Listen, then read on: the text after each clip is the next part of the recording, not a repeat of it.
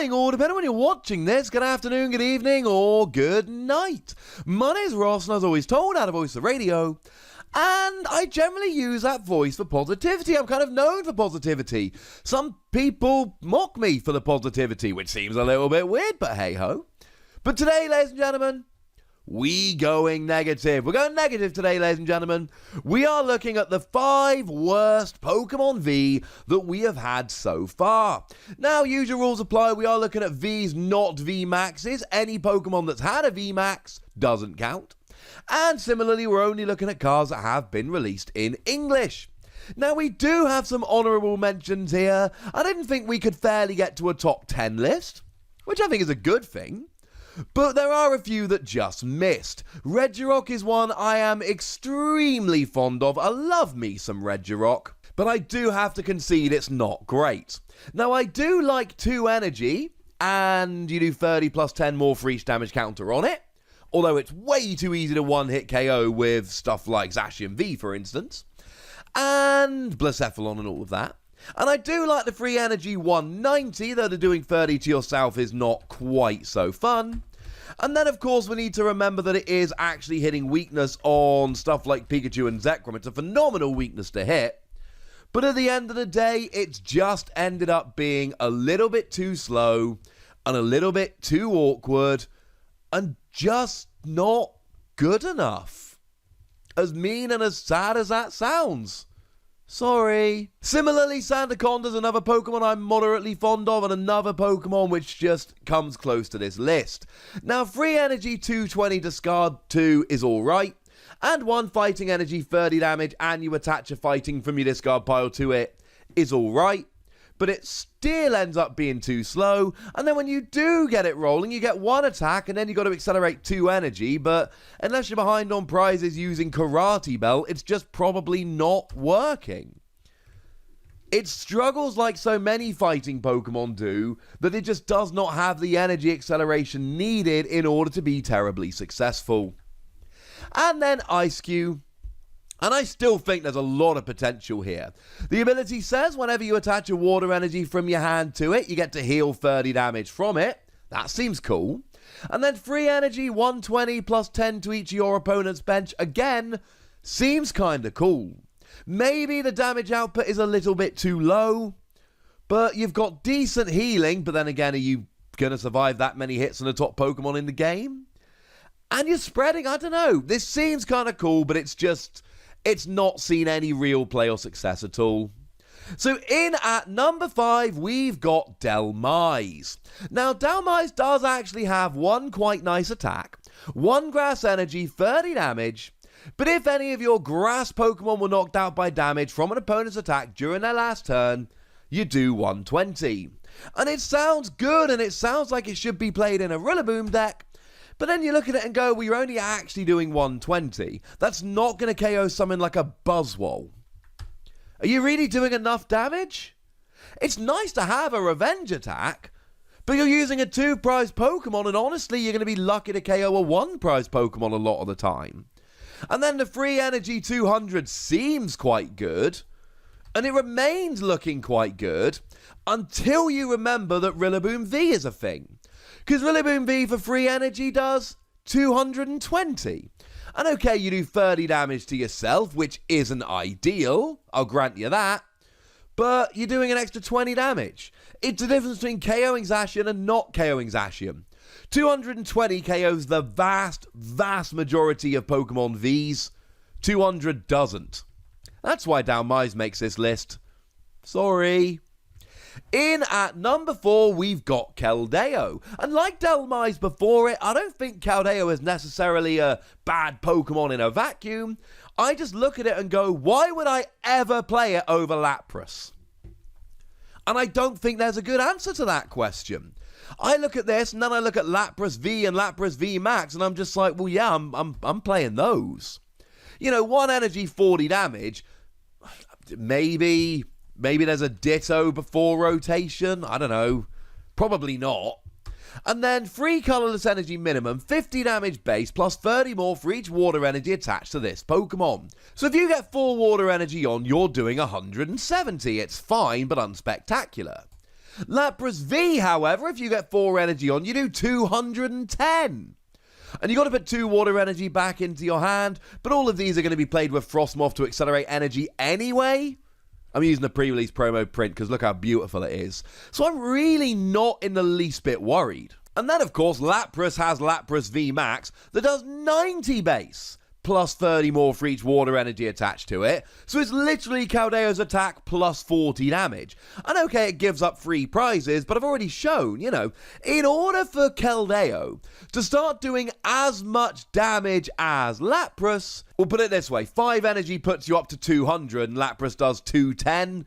So, yeah. Keldeo's not necessarily bad. It just came out in literally the same set as Lapras, which does the same thing, but better. In at number 3, we've got Pincurchin. And I don't like putting Pincurchin on this list. I really don't. But I look at Pincurchin and I just don't see a reason to play it. 170 HP is as low as we go on Pokemon V. It doesn't even have a retreat cost of 1. The ability says if it's active and is damaged by an opponent's attack, you flip 3 coins, putting 3 damage counters on the attacking Pokemon, but it's flippy. If I could guarantee 90 damage on my opponent's Pokemon when attacked, I would love Pincurchin. But the fact of the matter is, the only, and I mean only good thing about Pincurchin is this flippy ability. You can use Will, incidentally, to fix the first flip, but you cannot use Glimwood Tangle here, unfortunately. Glimwood Tangle is like Victini, it only works for attacks. It does not work for abilities. Lets you reflip 4 attacks. So you've got 170 HP Pokemon that is almost certainly going down in 1 hit, that gives up 2 prizes, and then if you're really lucky, 12.5% of the time, you will flip 3 heads and do 90 damage. 1 in 8 chance. Oh. Most of the time you're doing 30 or 60. It's not worth it. It's just not worth it. And then free energy 120. What's up with that? Pikachu and Zekrom, free energy 150. And you accelerate free energy. Zero Aura, free energy 160. Tapu Koko V, free energy 200. Raichu and Alolan Raichu, free energy 160 plus paralysis if it came active this turn. And yeah, you've got the Thunder Mountain Tapu Koko Prism Star combo, both Prism Stars, that will let you do this in a single turn. Accelerate 1 energy with Koko, play Thunder Mountain, introduce your attack cost, attack for turn. But really? You're going to use that on this? I love the ability, but I don't love that I'm basically giving up 2 prizes to use it. In at number 2, that there promo Polteageist. I love Polteageist as a Pokemon. I love the design of it. I love the look of this card. I love that it's a gorgeous promo. There's so much I love about it. In fact, I love basically everything about it except the card itself. And incidentally, I really like the Polteageist from Sword and Shield, and I really like the Mad Party one coming in Darkness Ablaze. This is the only Polteageist I don't actually like. It's got a nice ability, and this is what's keeping it off the number 1 slot. It's got a nice ability. If this Pokemon is in the active and is damaged by an opponent's attack, even if it's knocked out, you choose a random card from your opponent's hand, and your opponent reveals that card and puts it on the bottom of their deck. Oh. It's kind of similar to Pincurchin in that, yeah, you're probably giving up a prize to use this ability. And by a prize, I mean, 2 prizes. And it's not that I think this is terrible. It's that I think it's underwhelming. Phenomenally underwhelming. I love the hand disruption. And I do love that you can combine this with stuff like Reset Stamp to potentially give your opponent a 0-card hand. And then that's going to help a lot. But again, you got 170 HP, which is as low as HP goes on Pokemon Vs. So you're about as weak as you can be, and you've got a really nice when you're damaged attack, but there's a very good chance you're not going to survive the when you're damaged attack. And that's where we start running into trouble, ladies and gentlemen. It's just meh. Now, the reason it comes above something like Pincurchin is for the attack. 3 energy, 100 damage plus confusion. No, I don't think it's a great attack. I've got this as my next to worst Pokemon V. I ain't saying good things about it. But what I will say is, confusion can be really useful. And your opponent has to flip a coin to attack, and if tails, they take 30 damage to themselves. Games can be won and lost on a coin flip. So I'm not terribly upset about this. Again, don't think it's great, but I think there is some use. I could see this being a fun league deck, if nothing else. But in at number 1, as I'm sure a bunch of you have guessed at this stage, it's Celebi V. And I've got nothing against Celebi as a Pokemon. The lovely Joe from Celebi.net, a website I use loads, is a big Celebi fan, and I'm a big Joe fan. I like Celebi. But just like the secret rare that we saw in EX Unseen Forces, that was the history video I did this past week. Please do make sure you're checking out those history videos. Lots of time and effort goes into them. People say nice things, so check them out. They're videos I'm really proud of. Just like that secret rare Celebi EX, it wasn't good. And when I say not good, I'm not like, oh, no, it's really not good. 1 grass energy, search for 2 Pokemon, reveal them and put them into your hand. No! I don't even care that they don't have to be basic Pokemon. We saw this attack on the Alolan Vulpix that came out in Guardians Rising, and it was free, and it gave up 1 prize. You've got to try better than that. 2 energy, 50 damage, plus 20 more for each of your bench Pokemon. And again, I don't hate this, but when am I ever going to use this? I'm playing a Rillaboom deck. I can get both the energy from Rillaboom's ability, I can whack him on Celebi, and with a full bench I can hit 150.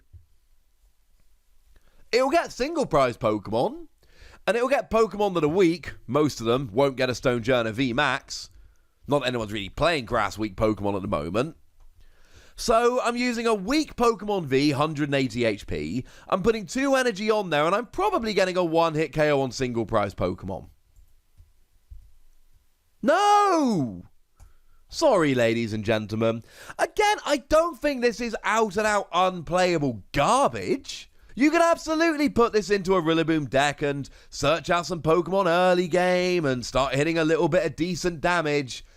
But when I'm looking at decks for tournaments, and when I'm looking at what's going to be good, and when I'm trying to figure out the metagame, or the predicted metagame, or whatever, I just cannot, in any way, shape, or form, look at this card and go, that's what I want to put in my deck. I've built a bunch of grass decks lately. Not once did I consider putting Celebi V in there.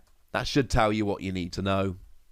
But for now, ladies and gentlemen, I want to know what you think. I want to know your least favourite Pokemon Vs. I want to know if there's any I've put on this list that you think are too good to be on the list. And I want to know if there's any Pokemon Vs that you think should be on the list, but I omitted.